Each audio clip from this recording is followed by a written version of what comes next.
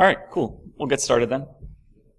So I'm here to talk about Ember, an open source malware classifier and dataset. All right, my name's Phil Roth. I'm a data scientist at Endgame, and in grad school they told me to always include a picture of me at the South Pole in all of my talks, so I sometimes do that. In grad school I worked on IceCube, which is a neutrino detector at the South Pole, and it was there that I learned machine learning, and now for the last 5 years I've kind of been applying it to the security industry here at Endgame. None of this would have been possible without my co-author, Hiram. Hiram is awesome. He is also the technical director of data science at Endgame, but mostly he's just awesome. So why Ember? What am I doing here? Well, open data sets push machine learning research forward. Machine learning has achieved great results in the last 10 years in language translation, optical character recognition, detecting or identifying what's in images, the objects that are in there. And there's a lot of good reasons for that.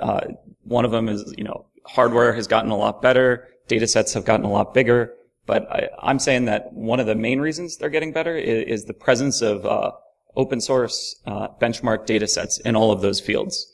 So what I'm showing you here is a plot from Ben Hamner, and it's showing 20 different open source data sets. And the number of times each data set is cited in NIPS papers, that's a leading machine learning conference in the field, over time. And so as you can see, these benchmark data sets have always existed in the field, but their use has really taken off in the last 10 years. One example of a benchmark data set in an area other than security is MNIST. And this is 70,000 images of just handwritten digits. And they're split into a 60,000 training set and a 10,000 testing set. So researchers can grab those 60,000 images, train a model that recognizes what digit is being written, and then test that model on the test set. And because all the researchers are using the same images, the same division, then they can compare their performance apples to apples. A leading researcher in the field calls MNIST the new unit test. And what he's kind of saying is that the algorithms have kind of surpassed the MNIST's ability to measure how well that each one is doing, because this data set's kind of smaller, and we're doing really well at optical character recognition now.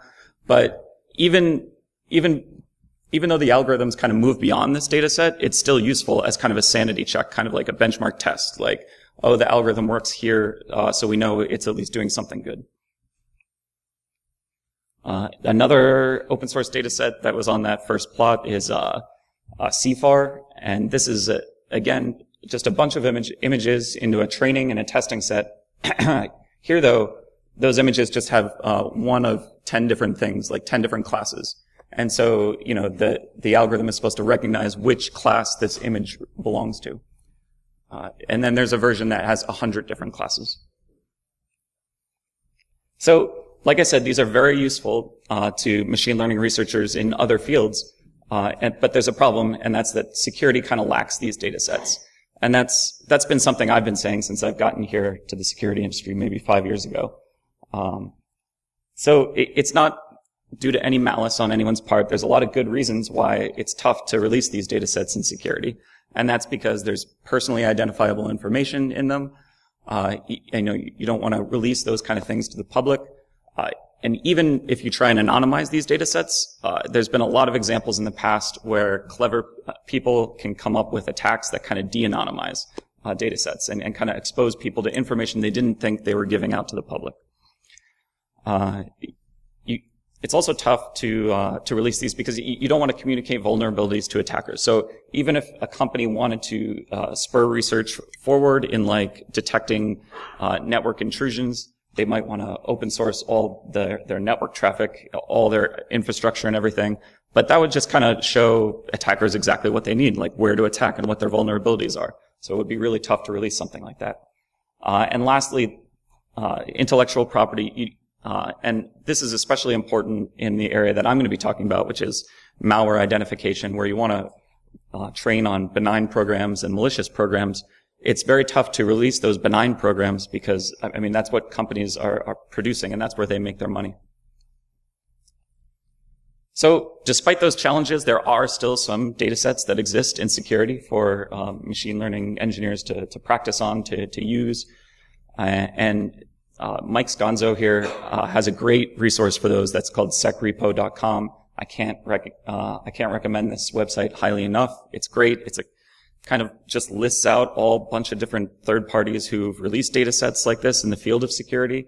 And not only that, but he tracks his own logs and then releases those. So not only is it like a resource for other people's data, it also creates open data sets as it exists, which is great. So here, I'm going to go through a couple of the data sets that exist on that site, and kind of, by doing that, show you different areas where machine learning can be applied to the security industry. The first one here is domain generation algorithms. So that's when an algorithm creates large number of domain names that can serve as rendezvous for command and control servers. So you have a piece of malware, and it just generates large numbers of domains in a kind of semi-random and unpredictable way. And the malware author, has that algorithm and is able to know when a domain is going to come up, and then they can register one of those large number of domains, and then each of the pieces of that malware is going to go talk to that one domain and get instructions about what to do next. So you can build detectors for this using machine learning, and you would rely on these data sets. The Alexa top 1 million will give you a good set of benign, known, safe domains. And then here, listed there's 3 more kind of resources for DGA generated domain names. Especially the last one's really good because Johannes there, he's reversed a bunch of these algorithms, kind of shown what these algorithms do in code, and then generates a couple examples for you to use. So I'd highly recommend that last one. So yeah, another thing you can use machine learning for is kind of network intrusion detection. This is an unsupervised learning problem where it's tough to have labeled data. So you're kind of just looking for anomalous network events, and to me this turns into an alert ordering problem. This one's very difficult. I've seen a lot less like successful applications of machine learning in this area, and it's kind of tempting for people like me who come in from a physics background to be like, oh, I'll just look for outliers. But it gets to be a really difficult problem, and there's a lot of failures over the years. But there are data sets available. They're very old. It's the newer like network traffic data sets don't really exist. So now we get to static classification of malware, and that's what I've been working on the last 3 years, and that's what I'll be talking about here. And this is basically the antivirus problem with machine learning. You have a Windows executable file. Is it safe to run, or is it malicious? And there are data sets available, but they're pretty limited. Drebin here, it's not Windows executable files, it's Android APKs instead. VirusShare is a great resource for researchers, but it only provides malicious malware. The Microsoft Malware Challenge, that happened about 2 or 3 years ago. And what Microsoft did was they released malicious files from 10 different families, and they posted them all on this data science competition website called Kaggle.com. But not only was it like only malicious files, but that the PE headers were stripped from those files. So they weren't real files, and you couldn't use like real world techniques on them. I think what they were going for was kind of like next level things. Like you can use the information from the PE header, but what else can you do to classify these malware families into whatever family they're in? But still, that did spur research forward. There are a lot of papers about that Microsoft Malware Challenge dataset. So now I'm going to talk a little bit about static classification of malware and kind of give a little introduction into machine learning in general, and how you would solve this problem with machine learning. So you have a bunch of benign and malicious samples, and you want to train a model. The first thing you need to do is extract features from all of those samples, and you're going to end up extracting maybe 2,000, 3,000 features or something. But to simplify it, you can think, oh, we're just extracting 2 of them, and then we can just plot them on this graph and look exactly at them. So if those features were like file size and number of imports, then you could place it on a plot and then kind of separate the two, the red dots, the malicious dots, from the blue dots. You want to predict new samples as they come in, and the way you can do that is kind of by drawing a boundary and then seeing which side of the boundary the new sample is on. So you can do that with rules. It's very easy to do that with rules, but you end up getting some of the samples wrong. It doesn't have the best performance. So you can turn to machine learning, or using a statistical model that's going to better describe kind of the boundary between the malicious and the benign. And again, this is happening in two dimensions, but you can imagine a much more complicated boundary in a much higher dimensional space. So I think Hiram and I generated this plot using a support vector machine, which is, its purpose is to build a boundary between the two. But there are many other options. And so how can you decide which one's best? Well, I'd say benchmark datasets are for you. So Ember stands for Endgame Malware Benchmark for Research. We hope it becomes known as MNIST for malware. And so a caveat, I know, Ember, I think Ember's a good name. I chose it because the letters line up and it's great. But I also chose it so I could say this joke over and over again. So I hope you guys don't get tired of it, because I'm not going to. All right, so what is Ember? Ember is an open source collection of 1.1 million PE file hashes that were scanned sometime in 2017 by VirusTotal. The dataset includes metadata like the hash. It also includes derived features, a model trained on those features, and there is a GitHub repository that makes it easy to work with all of this data. Importantly, it does not include the files themselves. Like I said earlier, that would if we did include all these benign files, they're not ours. We would be releasing other companies' intellectual property into the wild, and we don't own those programs. We can't do that. But we can release derived features from all of those files. So it's divided into a training and test set. We have a 900,000 training set and a 200,000 testing set. The training set is evenly divided between benign, malicious, and unlabeled samples. And the training set data appears chronologically prior to the test data. And this is kind of important because it kind of reflects the nature of the problem. Malware is always evolving. Benign software is always evolving. It looks different over time. But you need to train a model at some point and release it. So you can train a model on all the data you have at one time. But then your goal with that model is to predict new data that comes along, data that malware samples you haven't seen before, or malware families that you haven't seen before. So you need to train a model at some point and then judge its performance on what comes next. So I should have got that song into my presentation here.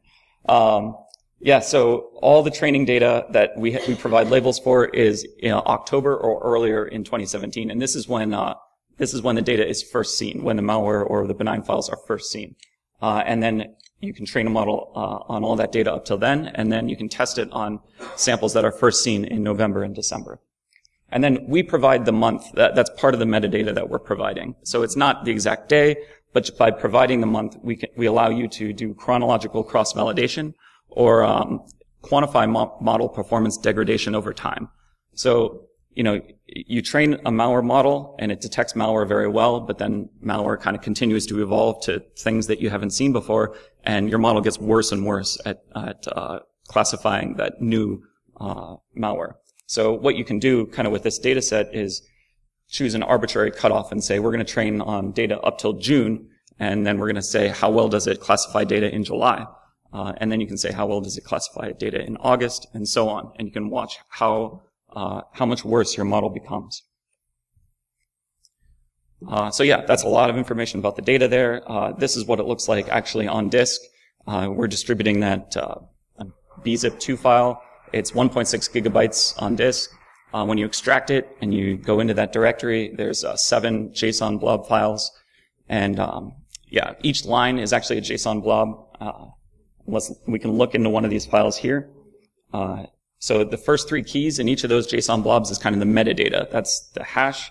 I've already talked about the month, and then the label, 0 for benign, 1 for malicious, and -1 for unlabeled. And then the next keys in each of these blobs are the features themselves. And there are 8 categories of features. And those 8 categories of features fall into two different categories. One, the first that can be calculated just from the raw bytes. All you need is the file itself, and then you can count how many times each byte occurs and so on. You can also extract strings right from that raw data. But in a bunch of these categories of features, you're going to actually need to parse the PE file format. And so we're using an open source solution to do that called Leaf. It's the library to instrument executable formats. And this Quarks Lab open sourced this library, and we rely on it, and we got to give a big shout out to the Quarks Lab people for doing this. All right. One more note before I kind of go through those feature categories. Feature calculation is a two-step process. This is the code. The details are not important, but I just want to highlight that there's two functions to calculate the features from the file itself. And that first step generates these JSON blobs that we're distributing. That's kind of called the raw features. That's what we've been calling the raw features. Once you have that JSON blob, you need to feed it to the second function, and the output of that function is a feature vector, and that's just a vector of floats. Feature vector, once you have a feature vector, you can feed that into a bunch of different machine learning algorithms. A lot of algorithms accept feature vectors, and the model that we're distributing is a gradient boosted decision tree that certainly accepts feature vectors. So the point is, it's a two-step process. We're kind of releasing features in the middle of that process. And we're doing that so that if you think you have a better solution for vectorizing features, that we're using feature hasher. That's a function that's in the open source library scikit-learn. If you think you have a better solution to doing that, then you can take these JSON blobs, vectorize the features yourself, train a new model, and show that its performance is better than the benchmark model that we're releasing. So we have byte histograms. That's just how many times each byte occurs in a file. We also do a byte entropy histogram calculation. This is kind of a sliding window entropy calculation that benchmarks those entropy calculations back to what bytes occur in that window. But there's many more details in that paper that I show there. There's also section information. So we're looking at the PE header. We're looking at what sections occur. We're looking how big they are, how complicated they are. And we're also distributing what the entry section is. Imports and exports. We're showing what libraries functions are imported from and what the function names. And we're also listing all the exports. String information I mentioned. So we're not distributing all the strings that occur in the file because we were a little worried about personally identifiable information or intellectual property. So we didn't want to release all those strings. So we're releasing statistics about those strings. And you can see the number of them, their average length. We're doing a histogram of the characters that occur in all the strings. Those last four keys there, that's kind of, we have regular expressions that match strings that might look like a path or might look like a URL. And so then we're just counting up the number of times those types of things occur in the file and then distributing that count. There's also general information here that's just kind of pulled from the PE header itself, and more specific information that's in the PE header, like what machines these files were compiled on, the compiler version. This is all really small, but the data is open source. You can get it for all the 1.1 million samples. So I talked a little bit about vectorization. I just want to dwell on the fact that it's a necessary step before you train a model. And the code that we're releasing defines how you vectorize these JSON blobs into feature vectors. I downloaded the data onto this computer right here, and the feature vectorization took 20 hours. But it can take like as short as 15 minutes on some servers that we have at Endgame. So it varies. So that's a lot of information about all the features we're distributing. I'm going to talk a little bit here about the model we're distributing as well. We trained a model, a gradient boosted decision tree model, and we used the library LightGBM to train that model. This is kind of a summary of the code that we used to train that model. It's very simple. We made no decisions going into it. It's mostly default parameters. There's one parameter we specified there that we're doing a binary classification.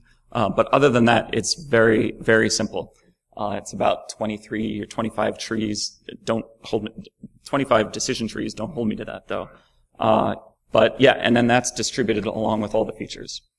And again, yeah, I trained the model on this laptop. It took about 3 hours, and it takes a little bit quicker on other servers. Oh yeah, so once you have a model, we've trained it on the 300,000 benign and 300,000 malicious samples that are in the training set. We ignored the unlabeled samples. And then once you have a model, you can then make a prediction on all the data that's in the test set. And that's a histogram of all the scores there. The red is for the scores from the model on the malicious files, and the blue is for those on the benign. And you can see there's a little overlap, which kind of represents the error. But yeah, the scores range from 0 to 1, 1 for more malicious, 0 for more benign. Once you do make all those predictions on the test set, then you can kind of make, you can say how well you're doing and give some performance data. The way I like to do that is a receiver operator characteristic curve. And there's more information about, what that curve is kind of in the paper we're distributing. But this is once you generate that curve, you can calculate the area under it. The more area under that curve, the better your model is at distinguishing benign from malicious. So those are the numbers there. If you can then pick a threshold, like between 0 and 1, you're going to say, okay, 0.871, any score above that, that's malicious, that can't run on a computer. Anything below that, we say is safe. Once you pick a threshold, then you can say what the false positive rate, what the false negative rate, and so on is. And so those numbers are right there. So, big disclaimer, this Ember model is not malware score. This is a research model. Malware score is better optimized, has better features, performs better, and in my totally biased opinion is the best method for protecting your endpoints against malware. It's great. The Ember model, we're distributing it with code that allows you to make predictions. You could conceivably write up some Python that makes predictions and protects your own machines with this Ember model, but I would not suggest it. It's trained on data through October of last year, and because of the constantly evolving nature, Ember is not going to be better. It's not going to be very good at detecting the latest malware. Code, yeah. So let's talk a little bit more about the code. The repo is right there. With it, you can vectorize the features, you can train the model, you can make predictions on new PE files that come in, so you can calculate the features and then use the model that we're distributing to make a prediction. And then there is a notebook in there that kind of generates all the graphs in this presentation and also in the paper that we're distributing. So it's very reproducible. It has files in there that kind of define the Python environment that I ran everything in, so you can pretty much do everything that I did here. So, now that I've released this, Hiram and I hope certain things happen. We hope researchers pick it up and run with it, and we have a bunch of suggestions for what researchers could do. The benchmark model, like I said, we didn't make many decisions. We didn't optimize many parameters. There's a lot of ways that you can improve the benchmark model. You can use feature selection techniques to throw out some of the features that we provide. You could find better features and extract them from the files themselves. So in that case, if you want to do that, you would need access to the files themselves. We don't provide that, but we do provide the hashes so that maybe research institutions or other companies that have access to VirusTotal might be able to download the files themselves and do their own research. Like I said, you can also optimize the LightGBM model parameters with grid search, or you could do some semi-supervised learning that's incorporating information from unlabeled samples into the training itself. That's actually a technique that the winning team from that Microsoft Malware Challenge used. They took the test set where the labels aren't provided, and they trained, they had their first version of the model, and then they classified everything in the test set where there's no labels, and they got some rough labels. And then if something is benign, if they thought something was benign, they just said it was benign and handed it back into the training set and trained a new model. And then that one kind of performed better on the test data in the end. You can get into trouble doing that with overfitting and everything. But, by providing some unlabeled samples, we hope some people do some semi-supervised techniques like that. So that's all to beat the model that we're distributing. There's more directions you can go in. You can, I mentioned this before, quantify the model performance degradation through time. You can build and compare the performance of featureless neural network-based models instead of gradient-boosted decision trees like we relied on.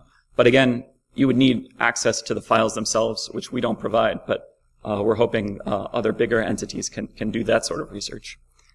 And then, lastly, this is kind of like an offensive research. You could look into how can you modify the malicious samples that are in the training set to bypass the Ember model or any other models that are out there, and how best can you do that? That's kind of like an offensive research, but I think it's important for defenders to know about what might be coming so that they can be better prepared for those new techniques. All right, demo time. This is where talks are won and lost. So I'm going to don the hat from a winning team to kind of channel some of their winning ways. So trust the process. All right, here we go. So what I'm going to do is I'm going to download some of the latest benign files or latest malicious files from VirusTotal and then use the Ember model to make a prediction on them and see if it gets it right. I already told you that you shouldn't do this. You shouldn't use the Ember model as a protection, but hopefully it does okay. Okay, I did this search this morning. I just want to refresh it so that it's the very latest stuff. All right. So this is for PE files with that 50 or more AV scanners said is malicious. So I'm going to download the malware directly to my computer because I'm a trained professional and I can do that. These are benign files. So let's get one of those. All right. Curses. It's looking great, guys. It's great. It's going great. All right, that looks ugly. It was better before. All right, let's see. All right. That's the search I did. And then I sorted by what's, by the very latest thing. Like it was first submitted in the last minute or something. So that's for benign files. No scanner thinks it's malicious. And then, similarly here, 50 or more scanners thinks it's malicious. So those, I'd already downloaded those. Let's go over here. They're right there. Okay. So now here's the data. That's the data set that you can go out and download right now. If you extract it all, it looks like this on disk. That's those JSON files. And this is the Ember model there, that last one. And the cool thing about LightGBM is it exports the model and saves them to disk, and it's actually just text. And so you can look at it. You can inspect it. This is some feature importances. If I go up high enough, you can see the actual trees and the decisions it's making and what features it's making those decisions on. It's kind of cool. So this is the code. I've already checked it out. I've already installed it, so I'm not going to try and do that. But there's scripts in here.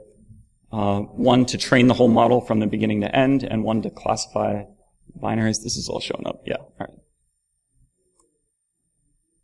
All right, so let's point it at the model.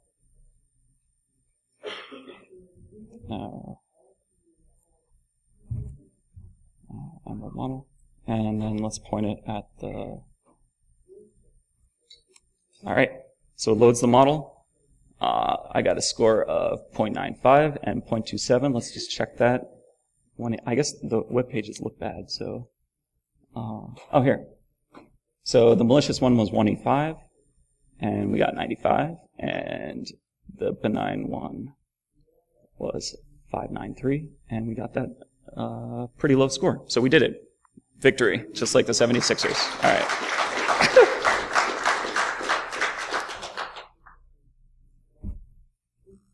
All right, so Ember, read the paper. It's available on archive. This is a highlight.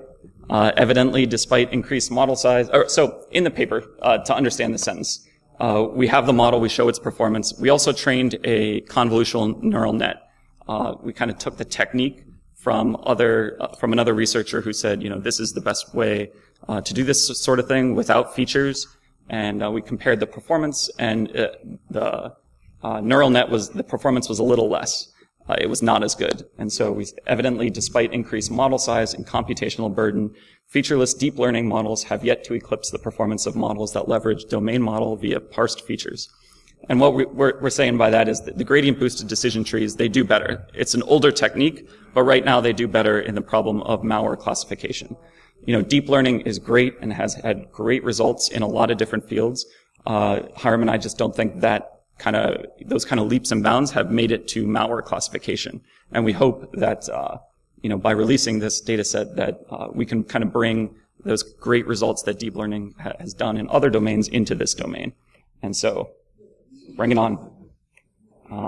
Download the data, get the code. Thanks a lot.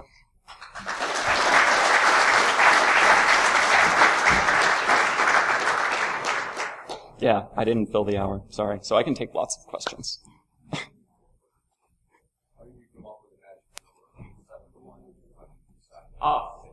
So yes.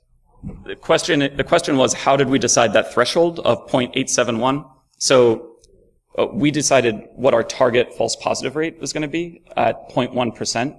And then we kind of just scanned through the thresholds until we found exactly where we hit that false positive rate of 0.1%. It is, but you don't want to flood. You don't want to flood with alerts. I mean, false positives really decrease confidence in the user of a model. And if you're going to start flagging on people's, the software that they need to do their jobs, they're really not going to trust your model. And so we aim for very, very low false positive rates. That's kind of where we start. Oh, yeah. Oh, no, yeah. I was just kind of trying to motivate why we do that sort of thing. Yeah.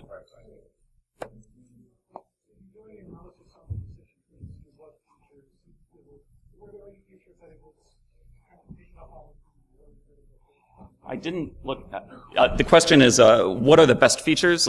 Can you analyze the decision tree and figure out what features it relied on? And yes, you can do that. No, I haven't done that. I've done some studies with Malware Score about what features are best. Section information, the entry section, that sort of thing really helped out.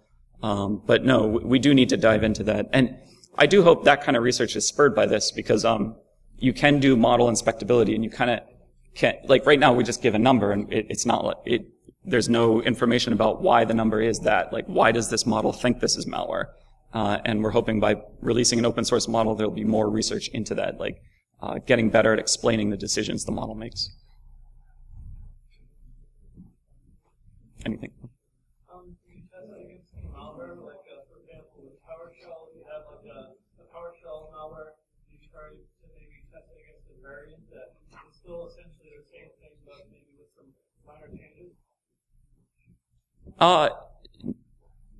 I mean, we've tested it with latest stuff, the stuff we download from VirusTotal, but nothing PowerShell specific. No, I didn't look into that, and no, I didn't really look into the different families and the performance of this model on different families. But yeah, that would be a good area for further study.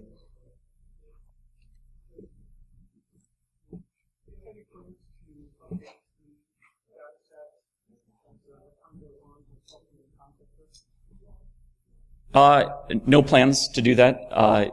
It was a lot of work getting this together, and I need to get back to Malware Score. But I hope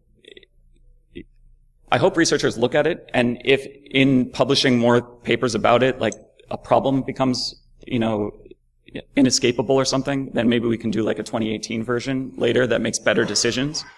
But right now we don't have any plans to update it.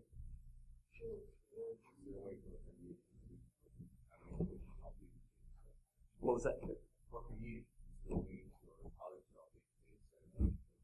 Actually, yes, because the feature generation code is released, if you have access to data or PE files that you are interested in, then you can generate those features and release those features. So that's possible, definitely. Yeah.